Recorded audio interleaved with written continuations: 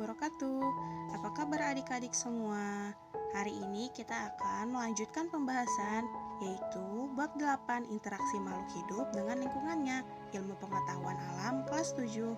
Yuk simak dengan baik ya.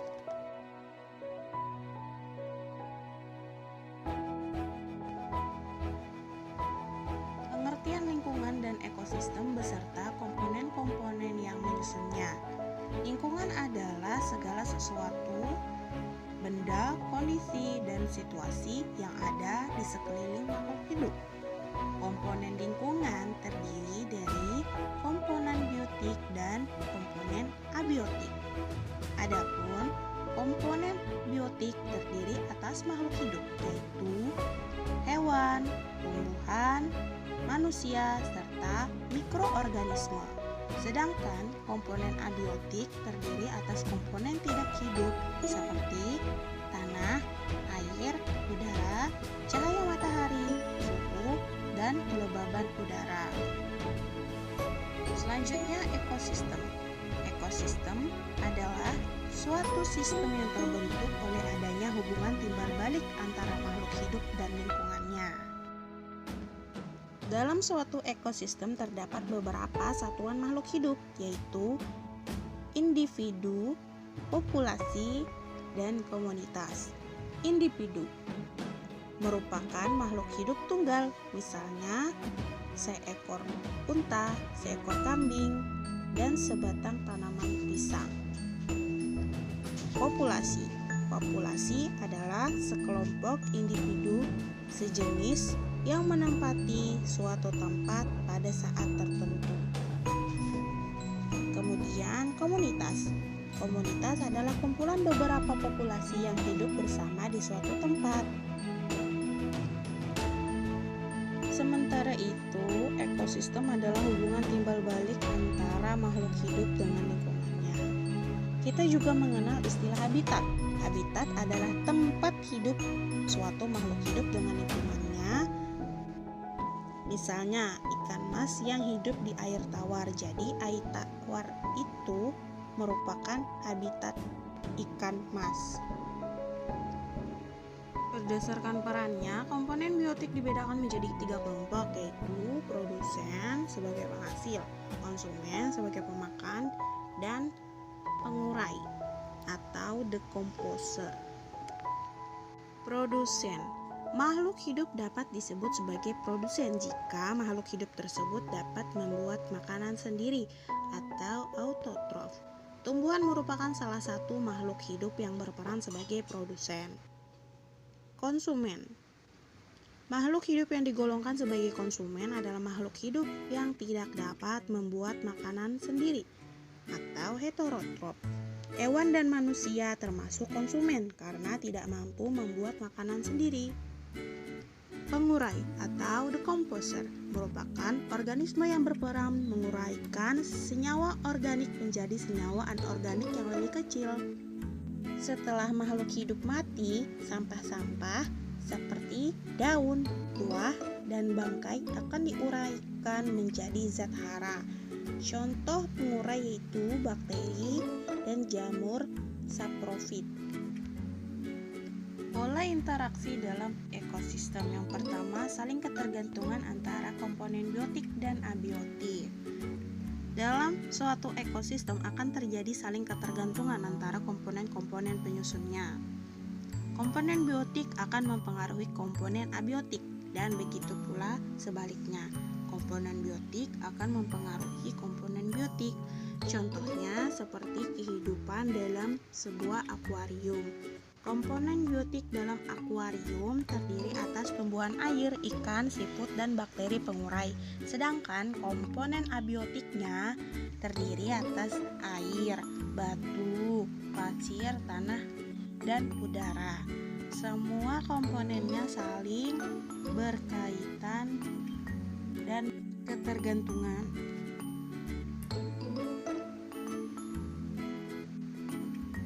Kedua adalah interaksi saling ketergantungan antar komponen biotik, yaitu antar makhluk hidupnya. Yang pertama, peristiwa saling makan dan dimakan. Yang kedua, simbiosis. Yang ketiga, predasi, kompetisi, dan netral. Rantai makanan merupakan peristiwa makan dan dimakan dengan urutan atau arah tertentu yang hanya terjadi satu arah serta tidak bercabang. Suatu rantai makanan selalu dimulai dari makhluk hidup penghasil makanan atau produsen. Misalnya padi. Sebagai produsen akan dimakan oleh hewan herbivora sebagai konsumen satu. Selanjutnya, herbivora akan dimakan oleh karnivora sebagai konsumen dua. Karnivora akan dimakan oleh karnivora lainnya sebagai konsumen tiga. Begitu seterusnya sampai makhluk hidup terakhir dimakan oleh makhluk hidup lainnya. Saat dia mati, kemudian terjadi penguraian yang dilakukan oleh pengurai. Contohnya, padi dimakan tikus, tikus dimakan ular, ular dimakan elang, elang kemudian mati dan diuraikan. Contoh lainnya, fitoplankton dimakan zooplankton, kemudian zooplankton dimakan ikan kecil, selanjutnya ikan kecil dimakan ikan tuna, dan ikan tuna dimakan oleh paus. Saat paus mati, akan diuraikan oleh pengurai.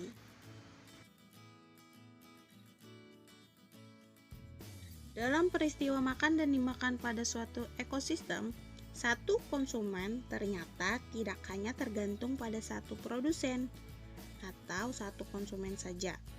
Begitu pula satu jenis produsen dapat dimakan oleh konsumen yang berbeda.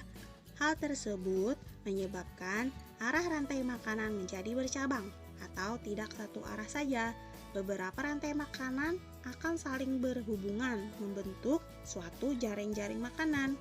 Jadi, jaring-jaring makanan terdiri atas beberapa rantai makanan yang saling berhubungan dalam suatu ekosistem.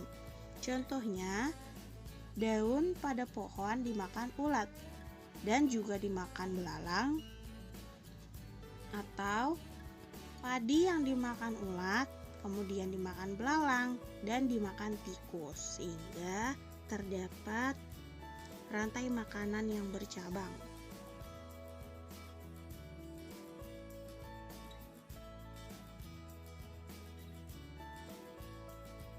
Dalam piramida makanan, produsen dan konsumen menduduki tingkat-tingkat tertentu.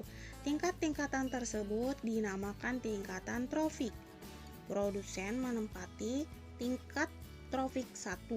Konsumen 1 meningkati tingkat trofik 2. Konsumen 2 menempati tingkat trofik 3 dan seterusnya.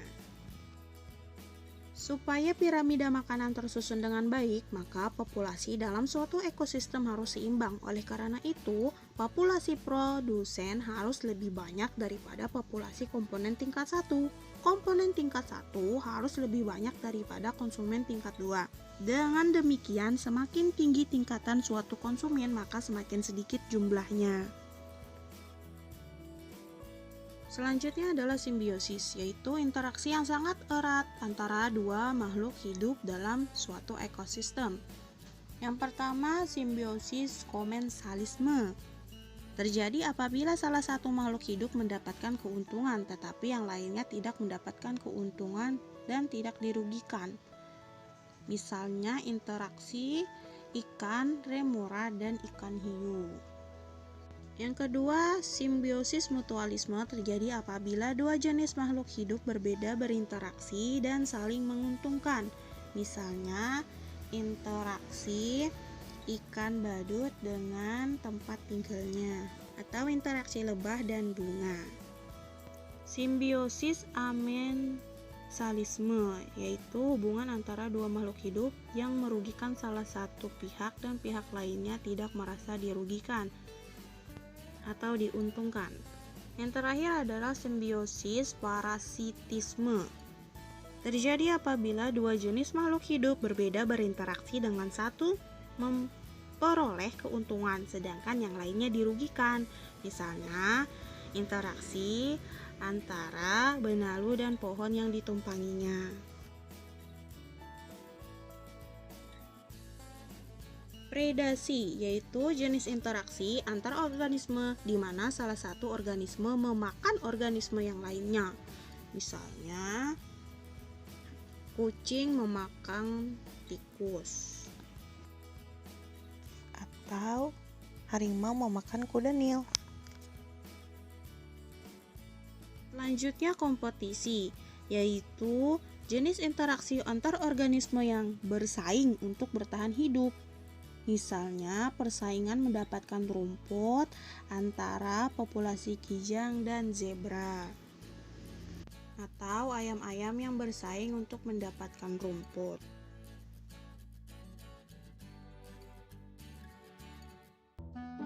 Nah, jenis interaksi yang terakhir yaitu netral.